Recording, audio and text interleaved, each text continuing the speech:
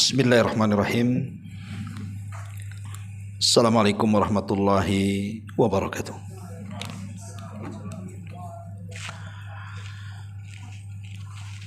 Alhamdulillah wassalatu wassalamu ala Rasulillah wa ala alihi wa sahbihi wa mawalah wa la hawla wa la quwata illa billahi wa ba'du.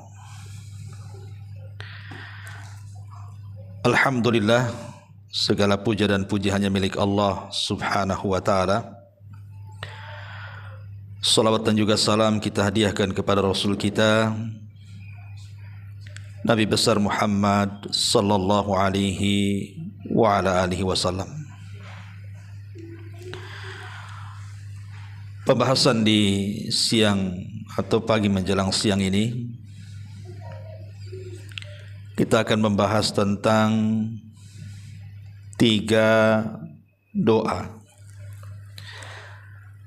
yang Nabi SAW bersumpah dengan 3 doa ini,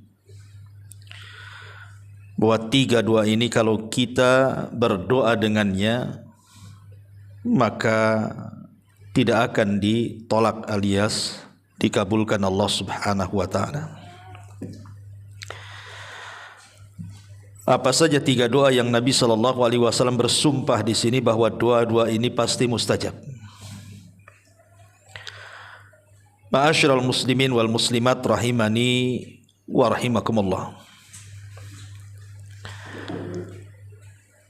Secara umum bahwa tidak ada amalan yang lebih mulia di hadapan Allah Subhanahu wa ta'ala melebihi doa. Kata Nabi SAW, laisa syai'un aqram indallahi minad du'a. Tidak ada sesuatu yang lebih mulia di hadapan Allah Subhanahu wa ta'ala melebihi sebuah doa. Karena doa itu gambaran daripada tauhid seseorang. Bahkan dalam setiap ibadah yang kita lakukan pasti terkandung doa di situ. Ibadah apa saja. Karena minimalnya saat kita melakukan ibadah, kita hanya mengharap bahwa ibadah-ibadah kita itu diterima dan berpahala. Makanya doa ini nilainya sangat tinggi sekali. Tapi sayang, banyak yang tidak tahu nilai sebuah doa. Padahal para nabi dan rasul mereka sangat mengagungkan doa. Seolah-olah tidak ada yang tahu nilai sebuah doa kecuali mereka para nabi dan rasul dan orang-orang yang mengikuti mereka dengan baik. Kita lihat saja beberapa kisah yang dicantumkan dalam Al-Quranul Karim. Bagaimana para nabi itu saat mereka ditimpa kesulitan, maka mereka akan tadarru, merendahkan diri kepada Allah dan berdoa agar kesulitannya dihilangkan. Bagaimana Nuh alaihi salatu wassalam yang ketika kapalnya diombang-ambingkan ombak itu, yang sebelumnya Nuh alaihi salatu wassalam hampir tidak selamat dari kaumnya. Setelah 950 tahun berdakwah tetapi ditolak dakwahnya. Sampai-sampai ketika kaumnya sudah hampir berani bahkan mengancam untuk membunuh Nabi Nuh, maka Nuh berdoa kepada Allah, Rabbi inni maglubun fantasir. Ya Allah, aku hampir dikalahkan oleh kaumku, maka tolong aku. Maka semata-mata Nuh berdoa kepada Allah Subhanahu wa ta'ala. Karena setiap nabi itu kan punya doa yang mustajab. Semua para nabi sudah mereka panjatkan doa-doa itu kecuali Nabi kita Muhammad sallallahu alaihi wasallam. Sengaja tidak diungkapkan doa itu di dunia tetapi untuk menjadi simpanan di akhirat. Lah, salah satu doa yang diijabah oleh Allah doanya Nabi Nuh adalah Nuh meminta kehancuran kepada kaumnya. dan mengatakan la tadhar 'alal ardi minal kafirina dayyara. Jangan kau sisakan satu jiwa pun ya Allah kecuali kau binasakan. Dan Allah kabulkan. Makanya ketika Nuh alaihi salatu wasallam meminta pertolongan kepada Allah, maka Allah katakan fa fatahna abwabas sama bima'in munhamir wa fajjarnal arda uyunan faltaqal ma ala amrin qad qudir. Maka Allah Subhanahu wa taala buka pintu-pintu langit, kemudian dihujani sederas-derasnya bumi itu. Kemudian sumber-sumber air yang ada di bumi dipancarkan ke langit, sehingga berjumpalah dua air itu dan menjadi banjir bandang tupan yang sangat besar, dan meluluhlantakkan semua yang ada, menenggelamkan semua manusia, dan tidak ada yang selamat kecuali yang ada di perahu Nuh alaihi salam. Begitulah nilai sebuah doa. Nuh berdoa kepada Allah. Saat kapalnya diombang-ambingkan ombak, dia pun meminta keselamatan kepada Allah, dan Allah mengatakan di dalam Al-Qur'anul Karim, fa'anjainahu wa ahlahu minal karbil azim. Kami selamatkan Nuh dan seluruh keluarga yang beriman yang ada di perahu itu dari petaka yang sangat hebat. Itu Nuh alaihi salatu wassalam. Kemudian kita lihat nabi-nabi yang lainnya seperti Nabi Allah Zakaria. Lama dia tidak punya keturunan, tetapi dia terus berdoa kepada Allah Subhanahu wa taala agar diberikan keturunan. Maka Zakaria pun berdoa kepada Allah sebagaimana disebutkan dalam surah Al-Imran di permulaan itu. Dan Allah Subhanahu wa taala kabar gembirakan kepada Zakaria. Ketika Zakaria berada di mihrab, malaikat datang dan mengatakan, yubashshiruka bi Yahya. Kami memberi kabar dari Allah bahwa Allah sudah menghabar beritakan engkau akan memiliki putra namanya Yahya. Dan banyak lagi.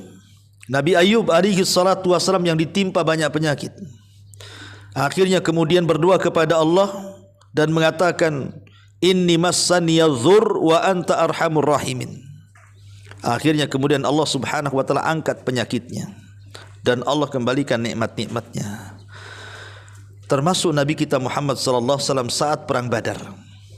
Malam harinya Rasul berdoa kepada Allah istighatsah. Maka Allah Subhanahu wa taala firmankan, idzastaghitsuna rabbakum fastajaba lakum. Ketika engkau wahai Muhammad beristighatsah kepada Rabbmu, maka Allah Subhanahu wa taala kabulkan istighatsahmu. Dan keesokan harinya ketika terjadi perang Badar, Allah menangkan. Dan begitulah, tidak ada tahu nilai sebuah doa kecuali para nabi. Harusnya ini sebuah pelajaran bahwa jangan pernah remehkan sebuah doa, karena itu silahul mukmin, senjata kita orang yang beriman. Lah di sana ada doa-doa yang Nabi sallallahu alaihi wasallam bersumpah. Dengan sumpahnya ini, kalau kita memanjatkan dengan doa-doa itu, pasti dikabulkan doa kita. Apa saja itu? Yang pertama, disebutkan dalam sebuah riwayat dari Sa'ad bin Abi Waqqas radhiyallahu an. Ini Sa'ad bin Abi Waqqas radhiyallahu an meriwayatkan sebuah hadis. Jadi satu hari kata Sa'ad, marartu bi Utsman bin Affan. Aku lewat dengan Utsman ibn Affan radhiyallahu an, dan ketika itu Utsman berada di masjid. Fasallamtu alaihi, aku pun mengucapkan salam kepada Utsman itu. Tapi Utsman tidak menjawabnya. Sampai 3 kali Utsman juga tidak menjawabnya. Akhirnya kemudian kata Sa'ad, fa'ataitu amiral mu'minin, aku pun menjumpai amiral mu'minin yang ketika itu adalah Umar bin Khattab radhiyallahu an. Faqultu lahu, ku katakan kepada amiral mu'minin, ya amiral mu'minin, wahai amiral mu'minin. Dia mengatakan, apakah telah terjadi dalam Islam ini sesuatu? Kata Umar bin Khattab, wa madzak, apa itu maksudnya? Maka dia mengatakan, ya amiral mu'minin, lo aku lewat di masjid Nabi, di situ ada Utsman. Fasallamtu alaihi, aku ucapkan salam kepadanya. Tetapi Utsman tidak pernah menjawab salamku. Apakah ada peristiwa yang berubah dalam Islam, kata Sa'ad bin Abi Waqqas ini. Maka Umar radhiyallahu anhu akhirnya memanggil Utsman dan ingin menanyakan kenapa dia tidak menjawab salamnya Sa'ad bin Abi Waqqas. Akhirnya kemudian kata Umar bin Khattab radhiyallahu an, "Ma mana'aka alla takuna radadta ala akhika salam ya Utsman." Kata Umar, "Ya Utsman, apa yang mencegah kamu untuk menjawab salam dari saudaramu Sa'ad ini? Apa yang mencegahmu? Kenapa kau diam saja? Ada orang mengucapkan salam, harusnya dijawablah." Maka Utsman ibn Affan radhiyallahu an mengatakan, "Aku tidak mendengar salamnya.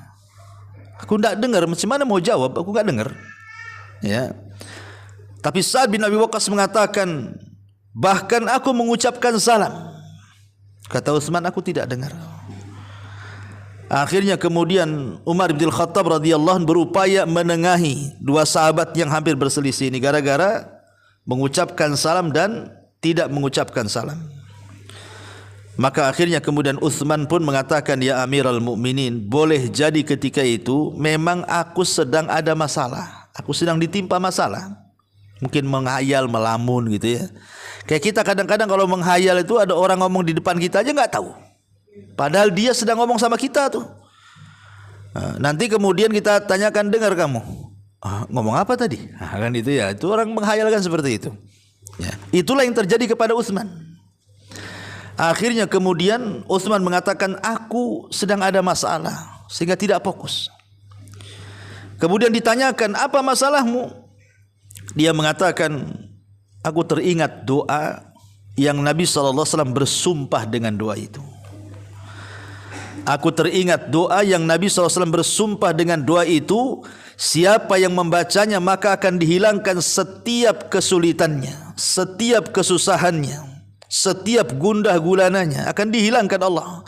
Masalahnya ketika Rasul hendak mengajarkan doa itu, datang pula Arabi, Arab Badui, mengganggu Nabi dengan pertanyaan. Akhirnya dia lupa menyebutkan lafadznya dan Rasul pun langsung pulang. Kata Sa'ad bin Abi Waqqas, "Ya Utsman, bukankah aku ada di situ?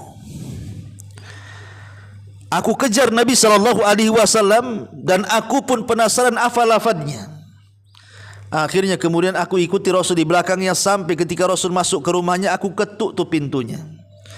Dan aku katakan, 'Ya Rasulullah, doa apa yang anda maksud sampai anda bersumpah dengan doa itu bahwa siapapun yang berdoa dengan doa itu pasti akan dihilangkan dari kesulitannya?' Maka Nabi SAW kemudian mengatakan, 'Na'am ya Sa'ad, da'watu Dhinnun idh huwa fi batnil hud. La ilaha illa anta subhanaka inni kuntu minadh dhalimin fa innahu lam yad'u biha muslimun rabbahu fi syai'in qad illa istajaba lahu.'" Kata Nabi SAW kepada Sa'ad, dakwahnya atau doanya Dhinnun, pemilik ikan. Siapa maksudnya? Nabi Yunus. Maksudnya doanya Nabi Yunus ketika berada dalam perut ikan. La ilaha illa anta subhanaka inni kuntu minadh dhalimin. Kata Rasul, tidaklah seseorang berdoa, tidaklah seorang muslim berdoa dengan doanya Dhinnun, Yunus alaihi salatu wassalam, untuk meminta sesuatu kecuali pasti diijabah Allah Subhanahu wa taala. Ma'asyiral muslimat yang dimuliakan Allah Subhanahu wa taala. Dari sini kita tahu yang pertama adalah riwayat Sa'ad bin Abi Waqqas, di mana riwayat ini terdapat di dalam Musnad Imam Ahmad. Kemudian juga sebagian ulama ahli tahqiq menghasankannya dan Syekh Albani rahimahullahu taala mensahihkannya dengan lafaz da'watu Dhinnun idza'a wa huwa fi batnil huti la ilaha illa anta subhanaka inni kuntu minadh dhalimin fa innahu lam yad'u biha rajulun muslimun fi syai'in qad illa istajaba Allahu lahu. Doanya Dhinnun, Nabi Yunus, ketika dia berdoa dan dia di dalam perut ikan, dengan lafaz la ilaha illa anta, tidak ada sesembahan yang berhak disembah kecuali engkau, subhanaka maha suci engkau, inni kuntu minadh zalimin, sesungguhnya aku benar-benar tergolong orang-orang yang melakukan aniaya atau zalim. Kata Rasul, fa innahu lam yad'u biha rajulun muslim, tidaklah seseorang berdoa dan dia seorang muslim fi syai'in qad, meminta sesuatu, illa stajaballahu lahu, kecuali Allah akan kabulkan permintaannya. Inilah doa yang Rasul bersumpah bahwa siapapun yang berdoa dengan dhinnun, doanya Nabi Yunus, pasti dikabulkan. Ma'asyiral muslimat yang dimuliakan, ma'asyiral muslimin wal muslimat rahimani wa rahimakumullah. Para ulama mengatakan kenapa demikian, karena ada 5 poin yang harus dicatat dalam doa ini. Yang pertama, bahwa Nabi SAW tegas mengatakan dalam hadis ini, ketika orang yang berdoa dengan doanya Nabi Yunus itu, Rasul dengan tegas mengatakan illa stajaballahu lahu, pasti dikabulkan. Rasul yang mengatakan pasti dikabulkan. Ya, ini yang pertama. Yang kedua, di dalam lafaz doa itu ada lafdut tauhid. Lafaz tauhid. La ilaha illa anta. Itu lafaz tauhid. Dan lafaz tauhid itu adalah lafaz yang paling agung. Bahkan Rasul mengatakan afdalu kalimati la ilaha illallah. Seutama-utama kalimat adalah kalimat la ilaha illallah. Artinya bahwa tauhid inilah yang menjadikan kemudian lafaz ini menjadi agung. Dan Nabi SAW sampai kemudian dalam riwayat tadi, ketika hiwar antara Sa'ad dengan Utsman ibn Affan radhiyallahu an, di situ Nabi SAW menjanjikan siapapun yang membaca doa ini, maka dia akan keluar dari kesempitan dan kesulitan hidup. Ini yang kedua. Yang ketiga, bahwa hamba Allah ketika melihat doa ini dengan seksama, betul-betul kita renungkan doa itu, maka di sini ada ahammiyatu istishari azamatillahi azza wajalla. Di sini ada perasaan pengagungan kepada Allah azza wajalla. Kenapa demikian?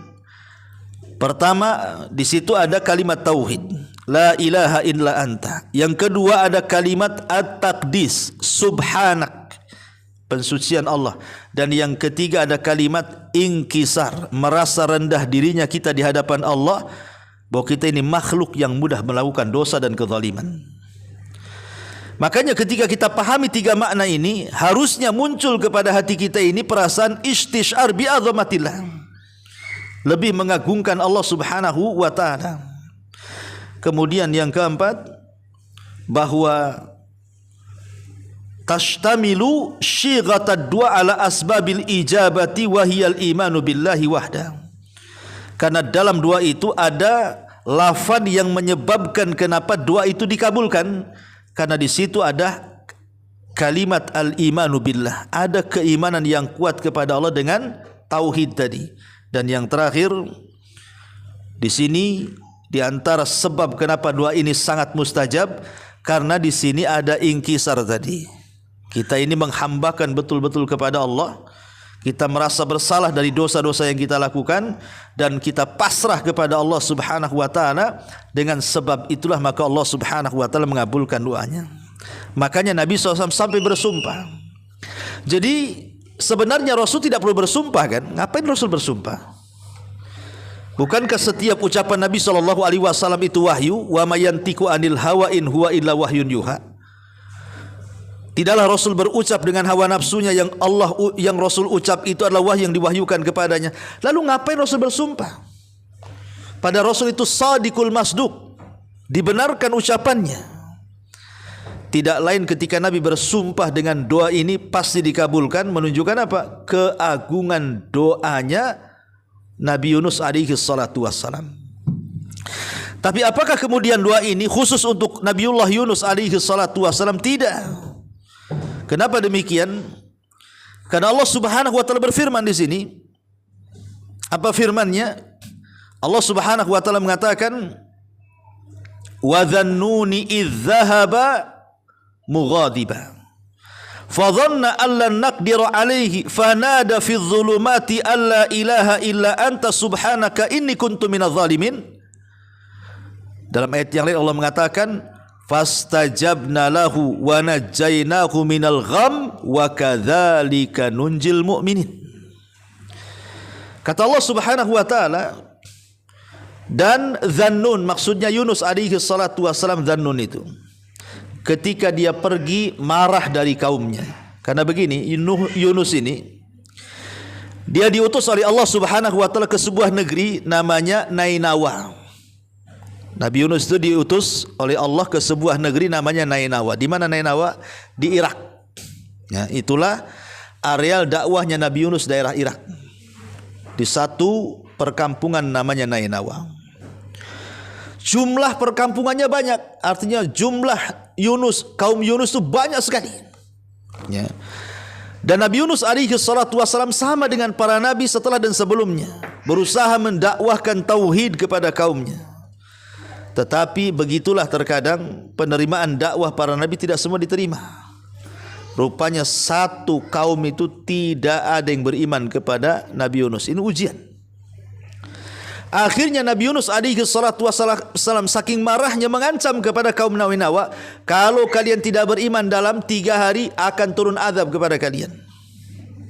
Ditunggu sehari tak nampak azab, ditunggu 2 hari tak nampak azab. Akhirnya ketika mau masuk hari ketiga, Yunus pun pergi.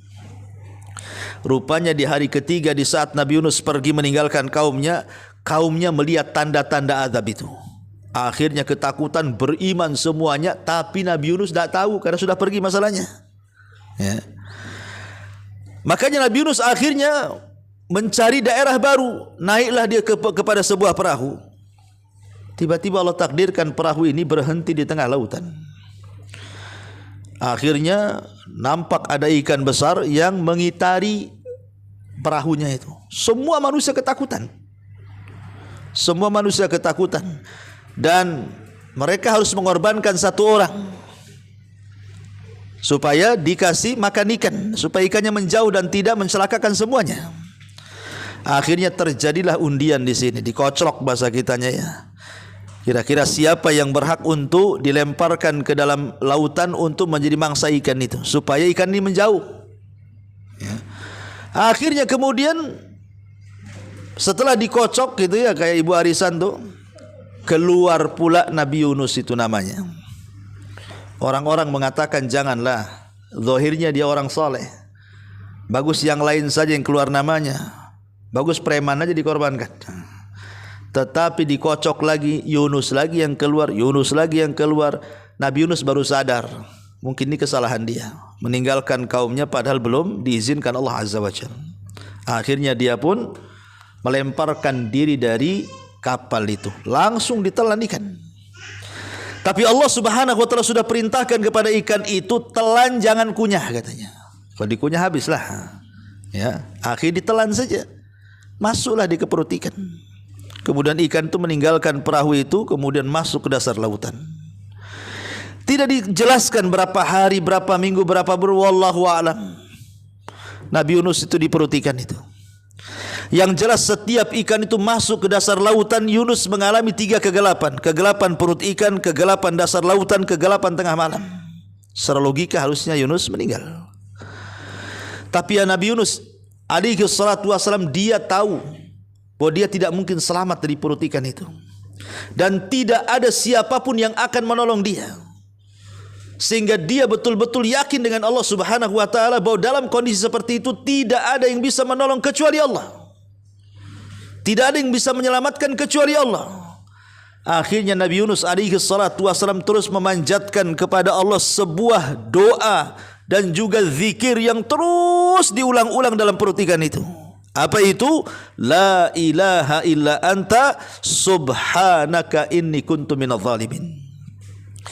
Maka ketika Nabi Yunus terus berdoa dengan doa ini, apa yang terjadi? Fastajabna lahu, maka kami kabulkan doanya. Wa najjainahu, kami selamatkan dia, minal gham, dari gham, dari kesulitan hidup dalam perut ikan tu. Wa kadzalika nunjil mu'minin, begitu juga kami selamatkan bagi orang-orang yang beriman. Kalimat begitu juga kami selamatkan orang-orang yang beriman menunjukkan bahwa doa itu bukan khusus bagi Nabi Yunus saja, tapi doa itu umum bagi setiap orang yang beriman. Boleh kita baca. Dan khasiatnya sama dengan doa yang dibaca Nabi Yunus dalam perut ikan. Allah keluarkan Yunus, kata Allah, falaula minal musabbihin la labisa fi batnil huti ila yaumi yub'atsun. Kalaulah Yunus bukan orang yang ahli tasbih, tentu Yunus akan berada di perut ikan itu sampai kiamat dibangkitkan. Akhirnya Allah keluarkan Nabi Allah Yunus dari perut ikan dan Allah selamatkan. Kata Nabi SAW dalam hadis ini, siapapun yang berdoa dengan doanya Dhinnun Yunus alaihi salam, la ilaha illa anta subhanaka inni kuntu minadh dhalimin, lam yad'u rajulun muslimun fi syai'in qad illa stajaballahu lahu. Tidaklah seorang muslim berdoa dengan doa itu kecuali pasti dikabulkan. Makanya saya sarankan, kalau kita hendak berdoa kepada Allah Subhanahu wa taala, sisipkan doanya Nabi Yunus, gitu maksudnya. Kita mau minta apa nih? Ya. Ibu-ibu yang jomblo pengen kawin, atau yang janda pengen nikah lagi, atau yang ya udah nikah enggak bisa lah, ya. Jadi bapak-bapak. Ya, kemudian juga yang sulit ekonomi, yang banyak penyakit ingin disembuhkan, yang pokoknya banyak masalah lah. Hidup ini kan pasti banyak masalah, tidak mungkin gak ada masalah. Setiap orang itu pasti punya masalah. Entah masalah kesehatan, entah masalah ekonomi, entah masalah keluarga, entah masalah itu banyak. Dengan anak, dengan orang tua, dengan suami, dengan pasangan, dengan tetangga, dengan rekan kerja dan begitu seterusnya. Semua orang punya masalah. Artinya kalau kita minta kepada Allah untuk masalah kita dihilangkan, selipkan doanya Nabi Yunus ini. La ilaha illa anta subhanaka inni kuntu minadh dhalimin. Minta apa di situ? Langsung kita minta kepada Allah. Setelah kita membaca doanya Nabi Yunus alaihi salatu wassalam. La ilaha illa anta subhanaka inni kuntu minadh dhalimin. Ya Allah, kabulkanlah saya perlu ini, perlu itu, perlu ini, dan begitu seterusnya. Ya, karena tadi Utsman ibn Affan radhiyallahu sampai mengatakan bahwa doa Dhinnun ini sampai Rasul bersumpah, siapapun yang mengucapkannya pasti mustajab. Ya, ini yang pertama. Ya. Doanya Nabi Yunus alaihi salatu wassalam, la ilaha illa anta subhanaka inni kuntu minadh dhalimin. Yang kedua, doa yang mustajab yang Rasul bersumpah dengan doa itu. Doa ini dari sahabat Anas ibn Malik radhiyallahu an dan dikeluarkan oleh ashabus sunan. Ya, Abi Dawud, Tirmidzi, Ibnu Majah itu disebut ashabus sunan. Dari Anas ibn Malik radhiyallahu an, dan doa ini juga disahihkan oleh Syekh Nasiruddin Al-Albani rahimahullahu taala. Jadi Anas ibn Malik radhiyallahu an, Anas bin Malik ini pembantu Nabi. 10 tahun dia membantu Nabi sampai Rasul meninggal. Maka disebut khadimur Rasul, pembantu Nabi. Kata Anas bin Malik radhiyallahu an, kuntu ma'a Rasulillah sallallahu alaihi wasallam jalisan. Satu hari aku pernah duduk bersama Nabi. Wa rajulun qa'imun yusalli. Di sebelah kami ada seseorang yang tegak mendirikan salat. Jadi Anas dengan Rasul sedang duduk, rupanya tidak jauh dari situ ada orang salat. Falamma raka'a wa sajada wa tashahhad da'a ila Allah. Ketika laki-laki ini sudah ruku, sudah sujud, dan sekarang posisi dia di tasyahud akhir, tiba-tiba dia berdoa setelah tasyahud itu. Apa doanya? Allahumma inni as'aluka bi anna lakal hamdu la ilaha illa anta al-mannanu badi'us samawati wal ard ya dzal jalali wal ikram. Allahumma inni as'aluka bi anna lakal hamdu la ilaha illa anta al-mannanu badi'us samawati wal ard ya dzal jalali wal ikram. Begitu lafadznya. Ya Hayyu ya Qayyum inni as'aluka. Ya Allah, hamba memohon kepadamu dengan segala pujian untukmu. Tidak ada Tuhan yang berhak disembah selainmu. Engkau esa, tidak memiliki sekutu. Engkau pemberi anugerah, engkau pencipta langit dan bumi. Wahai zat yang maha terpuji dan maha mulia, wahai zat yang maha hidup dan terus mengurus makhluknya. Ya Allah, aku meminta sesuatu kepadamu. Apa kata Nabi SAW ketika dia mendengar orang ini mengatakan seperti itu? Kata Nabi SAW, walladhi nafsi biyadi. Di sini sumpahnya, walladhi nafsi biyadi, demi zat yang jiwaku berada di tangannya. Ini arti kalimat sumpah. Demi zat yang jiwaku berada di tangannya. Rasul bersumpah nih, ya. Laqad da'allaha bismihil a'zam, laqad da'allah bismihil azim, alladhi idza du'iya bihi ajab wa idza su'ila bihi a'ta. Sungguh orang itu telah berdoa dengan nama Allah yang agung, yang apabila dia berdoa dengan lafaz itu pasti dikabulkan, yang apabila dia meminta dengan doa itu pasti akan diberikan permintaannya. Ya, Rasul menjanjikan dua perkara di sini. Siapa yang berdoa maka dikabulkan, siapa yang meminta maka akan diberi. Apa doanya? Allahumma inni as'aluka bi anna lakal hamdu la ilaha illa anta al-mannanu badi'us samawati wal ar ya dzal jalali wal ikram ya hayyu ya qayyum. Hafal Bu? Hah? Enggak hafal? Oke. Sekarang kita rame-rame, ya. Allahumma inni as'aluka bi anna lakal hamdu la ilaha illa anta al-mannanu badi'us samawati wal ar ya dzal jalali wal ikram ya hayyu ya qayyum. Kan pendek itu. Gak cepat-cepat lah, memang loadingnya kurang. Kurang loading aja sebenarnya kan. Ini sebenarnya pendek ya. Allahumma inni as'aluka bi anna lakal hamdu la ilaha illa anta al-mannanu badi'us samawati wal ar ya dzal jalali wal ikram ya hayyu ya qayyum titik. Habis itu kita minta, terserah minta apa. Yang penting doa ini dulu dibaca. Rasul mengatakan demi zat yang jiwaku di tangannya. Ini bersumpah. Siapa yang berdoa dengan doa ini kemudian kita meminta apa saja, pasti dikabulkan doanya, pasti diberikan permintaannya. Ini sumpah Nabi. Pertanyaannya apa? Kenapa sampai mustajab doa ini? Karena dalam doa ini terkandung Ismul A'zam, nama Allah yang agung. Nama Allah yang agung. Apa itu? Ya dzal jalali wal ikram ya hayyu ya qayyum. Sebenarnya mengatakan itulah Ismul A'zam. Dahulu di zaman Nabi Musa alaihi salatu wassalam, ketika Nabi Musa alaihi salatu wassalam itu membawa Bani Israel dari Mesir menuju Palestina, tanah perjanjian. Kemudian Allah azab Fir'aun itu, dan Allah tenggelamkan sehingga mereka diselamatkan dari Fir'aun dan bala tentaranya. Dalam perjalanannya Nabi Musa dan Bani Israel ini melewati satu bukit yang panjang. Bukit itu namanya Bukit Husban. Bukit itu memanjang sekali, Bukit Husban. Lah setelah Bukit Husban itu ada sebuah kaum dari kaum-kaum Kan'aniun, penduduk asli situ.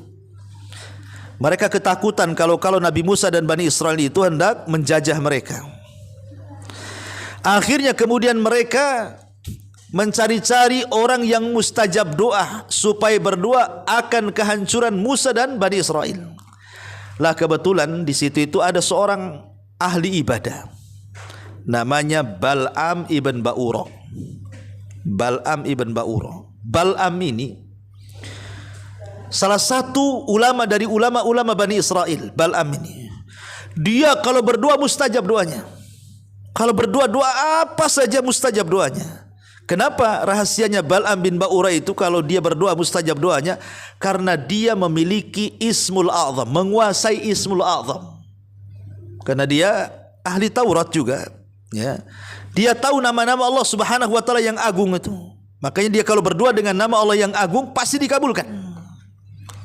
Tapi masalahnya ketika para pembesar Kan'an ini datang kepada Bal'am, ya Bal'am, bukankah engkau mustajab doa? Doakanlah kehancuran kepada Musa dan kaumnya, katanya. Jangan-jangan dia datang hendak menjajah kami. Kata Bal'am, celaka engkau, yang aku doakan ini bukan orang biasa. Dia ulul azmi, dia rasul, dia nabi. Ya, enggak mau katanya. Tapi hari-hari kemudian para pembesar ini datang dengan harta, dijanjikan kedudukan, jabatan, macam-macam leleh pula di akhirnya. Mau pula dia mendoakan Nabi Musa dan kaumnya. Akhirnya mulailah dia berdoa. Masalahnya salah tempat. Yang dia doakan itu Nabi. Masa Nabi didoakan kecelakaan, mana dikabulkan Allah? Akhirnya kemudian setiap Bal'am ini berdoa kepleset-pleset tuh doanya. Yang harusnya dia berdoa, ya Allah hancurkan Musa dan kaumnya, kepleset, ya Allah hancurkan kaum Kan'an dan orang-orang yang congkak dan sombong itu. Marahlah orang-orang Kan'an itu, ya Bal'am, kami kasih harta, kasih ini, kasih itu. Kau suruh berdoa kehancuran Musa, kenapa kau balik pula kehancuran itu doa kepada kami, katanya. Kata Bal'am, tak tahu kok kepleset-pleset gini lidahku, katanya. Ya. Akhirnya kemudian kata Bal'am, khasirat dunya wal akhiru, aduh kalau gini aku rugi dunia akhirat nih, katanya. Kenapa? Sudah tidak mustajab doanya. Yang kurang ajar dia mendoakan kehancuran Musa. Karena sudah mandi, sudah basah kuyup sekali lah. Dia mengatakan, ya sudah gini saja, kita cari cara lain. Jangan doa-doa sudah enggak mujarab lagi. Dengan cara apa? Utus wanita kalian, gadis, anak-anak gadis kalian, kasih cantik dia, kasih rapih dia, kasih molek dia supaya terfitnah tuh Bani Israel. Cukup satu orang Bani Israel, kalau sampai ada yang berzina itu cukup, katanya. Diutuslah itu akhirnya. Lah Musa ini kan musafir dengan Bani Israel ke tanah perjanjian. Akhirnya kemudian gadis-gadis Kan'an ini mereka berjalan ke Bukit Husban, entah membawa dagangan makanan atau apa, menawar-nawarkan. Ada pula yang jatuh cinta satu di situ. Akhirnya terjadi zina. Ketika terjadi perzinahan itu turunlah taun kepada mereka. Dan tidak dicabut penyakit itu sampai diketemukan siapa pezinanya, kemudian dibunuh baru dihilangkan penyakitnya. Tapi maksud saya itu bagaimana Bal'am ini doanya mustajab. Kenapa? Karena dia menguasai Ismul A'zam. Ya tentu Ismul A'zam di zaman dulu, dalam kitab-kitab dulu Taurat, Injil dan Zabur akan berbeda dengan Ismul A'zam yang ada dalam Asmaul Husna yang kita senantiasa hafal. Lah Asmaul Husna itu kan 99, walaupun itu bukan batasan. Tapi dalam Asmaul Husna itu ada nama-nama Allah yang disebut dengan Ismul A'zam, yang kalau kita berdoa bertepatan dengan Ismul A'zam itu maka akan mustajab. Lah sebagian para ulama ada yang mengatakan Ismul A'zam itu adalah Ya Dzal Jalali wal Ikram. Ada juga yang mengatakan Ya Hayyu Ya Qayyum. Ada yang mengatakan Allah, ya. Dan ini tiga-tiganya terkandung di sini. Kalau seandainya ada yang mengatakan Allah, Allah ada di situ. Kalau ada yang mengatakan Ya Dzal Jalali wal Ikram, di situ juga ada kalimat Ya Dzal Jalali wal Ikram. Kalau yang mengatakan Ya Hayyu Ya Qayyum, di situ juga ada kalimat Ya Hayyu Ya Qayyum. Berarti pasti di antara tiga nama ini ada Asma'ullahil A'zam. Makanya kenapa Rasul sampai bersumpah di sini, demi zat yang jiwaku di tangannya, siapapun yang berdoa di sini, kalau dia berdoa diijabah, kalau dia minta pasti dikasih. Makanya kata Nabi SAW, alidhu biyadzal jalali wal ikram. Perbanyak oleh kalian mengucap kalimat Ya Dzal Jalali wal Ikram. Contohnya begini, ya Allah aku mau usaha, tolonglah mudahkan usaha saya, Ya Dzal Jalali wal Ikram. Begitu ya. Ya Allah saya ini mau safar, mudah-mudahan selamat sampai tujuan, Ya Dzal Jalali wal Ikram. Ya Allah saya ini baru buka usaha, janganlah gulung tikar, kalau bisa bentang-bentang lah tikar tuh, Ya Dzal Jalali wal Ikram. Begitu maksud. Perbanyak setiap doa itu diakhiri dengan kalimat Ya Dzal Jalali wal Ikram, gitu maksudnya. Karena ada sebagian ulama mengatakan Ya Dzal Jalali wal Ikram itu adalah Ismul A'zam. Tapi ada juga yang mengatakan bukan itu, tapi Ya Hayyu Ya Qayyum. Ismul A'zam itu Ya Hayyu Ya Qayyum. Ya, dan begitu seterusnya. Tapi di sini maknanya, maksudnya ketika kita berdoa dikabulkan, ketika kita meminta diberi itu kapan? Saat kita berdoa dan menyelipkan doa ini. Allahumma inni as'aluka bi anna lakal hamdu la ilaha illa anta al-mannanu badi'us samawati wal ardh ya dzal jalali wal ikram ya hayyu ya qayyum. Setelah itu silahkan minta apa saja yang kita minta kepada Allah. Maka kata Rasul, kalau dia berdoa dikabulkan, kalau dia minta pasti akan diberikan permintaannya. Ini yang kedua. Yang ketiga, ya, di antara doa yang Rasul bersumpah juga pasti akan dikabulkan. Hadis yang terdapat dalam Sunan Tirmidzi dan juga disahihkan oleh Syekh Nasiruddin Al-Albani. Hadis ini dari sahabat Buraidah ibn Husayb Al-Aslami radhiyallahu an. Jadi dia menceritakan sami'an Nabi sallallahu alaihi wasallam rajulan yad'u. Satu hari Rasul pernah mendengar ada seorang sahabat berdoa.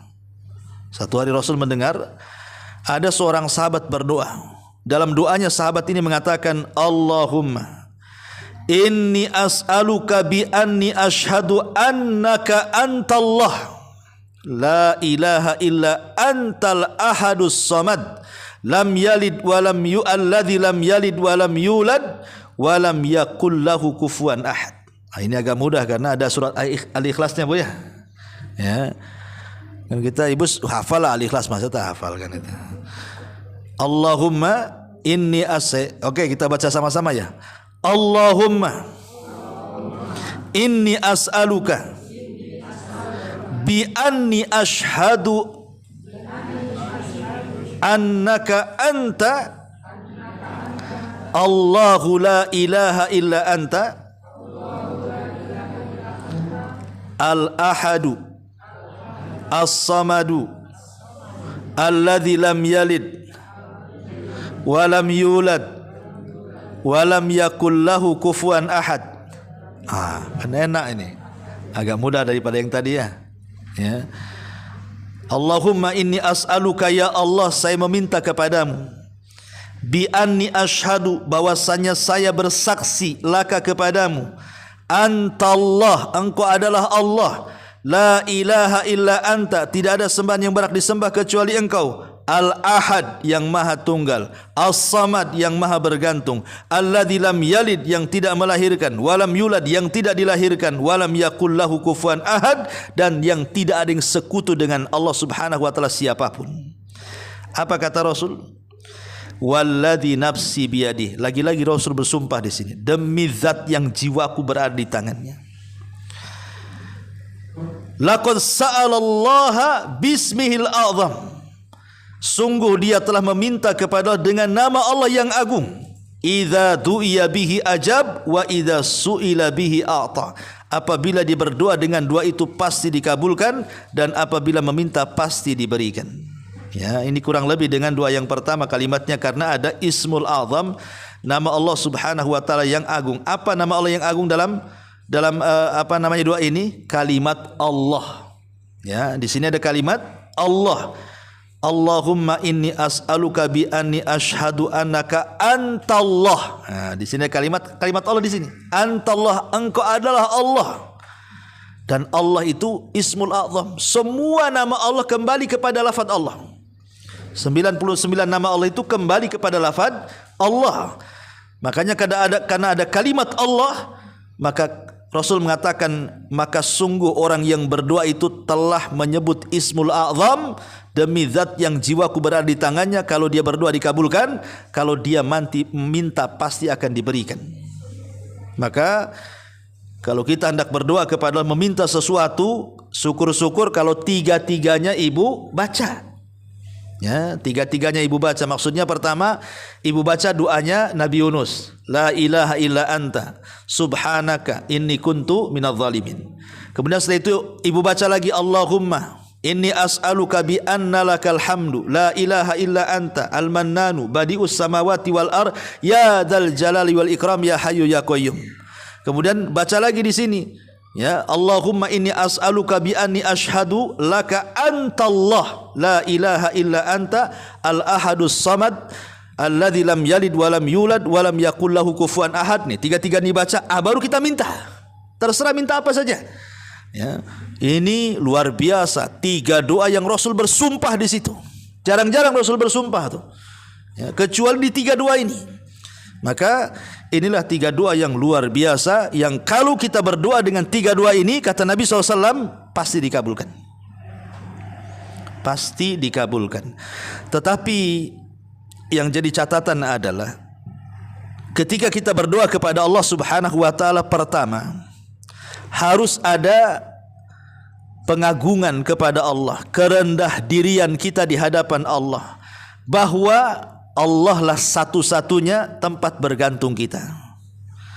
Jangan kita berdoa kepada Allah tapi hati kita kepada selain Allah. Itu tidak akan dikabulkan walaupun baca 3 doa ini.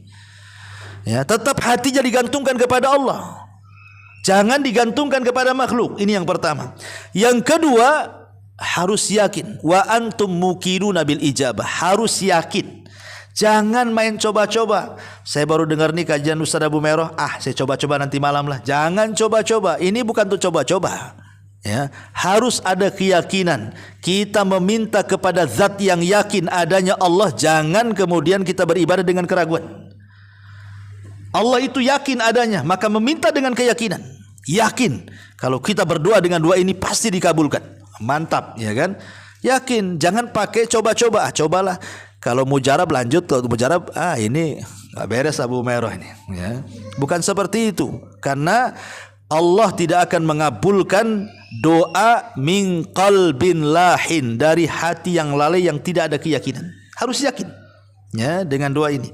Kemudian yang ketiga juga secara umum, ya, secara umum maknanya jauhi hal-hal yang bisa doa itu tertolak di hadapan Allah Azza wa Jalla. Seperti isi doanya, jangan sudah habis baca doa 3 ini, umpamanya doa la ilaha illa anta subhanaka inni kuntu minadz zalimin, kemudian yang kedua, yang ketiga, habis itu ya Allah hancurkan usaha orang sebelah. Enggak boleh, ya. Betul dia 3 doa ini mantap, setelahnya disuruh pula ya Allah hancurkan orang sebelah itu. Ya Allah kasihlah penyakit tetangga sebelah itu. Ya. Ya jangan, tidak boleh. Ya, karena doa kalau terkandung dosa atau memutus silaturahim tidak akan dikabulkan. Walaupun mukadimahnya sudah bagus.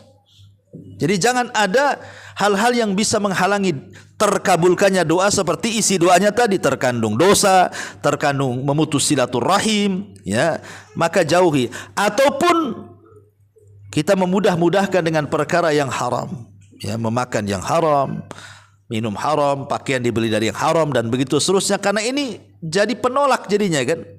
Kata Nabi SAW, ada seorang laki-laki di zaman dulu tangannya sampai ke atas, padahal dia seorang musafir, dia sedang sulit, dia terus memanjatkan ya Rob, tapi tidak dikabulkan doanya. Kata Nabi SAW, bagaimana akan dikabulkan doanya? Padahal orang ini punya banyak syarat untuk dikabulkan doa, tapi tidak dikabulkan doanya. Ya bagaimana kata Rasul dikabulkan? Makanan yang makan haram, minuman yang dia minum haram, pakaian yang dia pakai haram, dan dia dibesarkan dari benda yang haram. Fa kaifa yustajabulah, bagaimana akan dikabulkan? Ya, jadi tetap juga harus mengacu kepada etika-etika doa secara umum. Lebih bagus lagi kalau doanya itu satu di tempat yang mustajab, kedua di waktu-waktu yang mustajab. Lebih mantap lagi di sepertiga malam akhir, antara adzan dan qomat, ketika turun hujan, ketika musafir, dan begitu seterusnya, ya. Jadi itu lebih mantap lagi. Atau mungkin kita gunakan untuk doa dalam sholat. Setelah tentu ya yang jelas-jelas dulu dibaca. Mungkin kita bisa ambil dalam sujud. Kalau ibu sholat sendiri, ya, dalam sujud, setelah kita membaca subhana rabbiyal a'la wa bihamdi, subhana rabbiyal a'la wa bihamdi, subhanallah, baru baca doa ini, kemudian kita meminta, ya. Atau di akhir tasyahud, setelah meminta 4 perlindungan, kan, ya, min adzabi jahannam wa min adzabil qabri wa min fitnatil mahya wal mat wa min syarri fitnatil dajjal. Bacalah la ilaha illa anta, ini subhanaka inni kuntu minadz zalimin, kemudian ibu minta sesuatu. Nah, itu lebih baik lagi di tempat-tempat yang bagus, kan, ketika sholat atau di sepertiga malam. Dan begitu, yang jelas bahwa kenapa kemudian doa ini dilebihkan di antara doa-doa yang lainnya, karena Rasul bersumpah, masalahnya di situ, ya. Kalau doa lain kan Rasul tidak bersumpah. Rasul yang mengatakan, ya memang kalau anda berdoa seperti ini mustajab, tapi yang sampai bersumpah, ya ini doa-doa ini aja. Yang Rasul sampai bersumpah kalau kita menyebutkan atau membaca doa ini kemudian meminta sesuatu, maka akan diijabah oleh Allah Subhanahu wa taala. Wallahu alam. Ini yang bisa saya sampaikan karena sudah jam 11.20. Kalau ada pertanyaan, satu saja. Kalau enggak apa-apa. Ya, kita langsung balik. Iya, silakan.